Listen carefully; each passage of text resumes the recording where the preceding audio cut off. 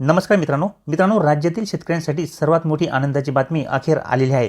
होय मित्रांनो, राज्य सरकारने सुरू केलेल्या नमो शेतकरी महासन्मान निधी योजनेच्या 8व्या हप्त्याची वाट राज्यातील शेतकरी हे खूप दिवसांपासून पाहत होते।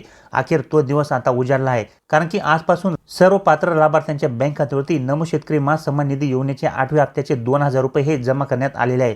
होय मित्रांनो, हे 100% खरे आहे। आजपासून राज्यातील शेतकऱ्यांच्या बँक खात्यावरती नमो शेतकरी महासन्मान निधी योजनेच्या 8व्या हप्त्याचे 2000 रुपये जमा झालेले आहेत।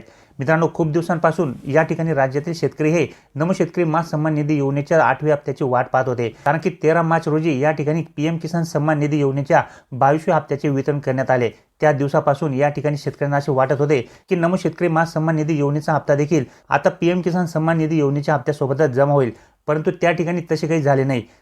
13 मार्च रोजी फक्त या ठिकाणी पीएम किसान सन्मान निधी योजनेचा 22व्या हप्त्याचे 2000 रुपये या ठिकाणी शेतकऱ्यांच्या बँक खात्यावरती जमा झाले। नमो शेतकरी महासन्मान निधी योजनेच्या हप्त्यासाठी शेतकऱ्यांना अजून काही दिवस वाट ही पाहावी लागणार होती, परंतु आता फायनली या ठिकाणी शेतकऱ्यांच्या बँक खात्यावरती नमो शेतकरी महासन्मान निधी योजनेच्या 8व्या हप्त्याचे 2000 रुपये जमा झालेले आहेत। तुम्हाला तुमच्या मोबाईलवरती याबाबतचा मेसेज देखील आलेला असेल।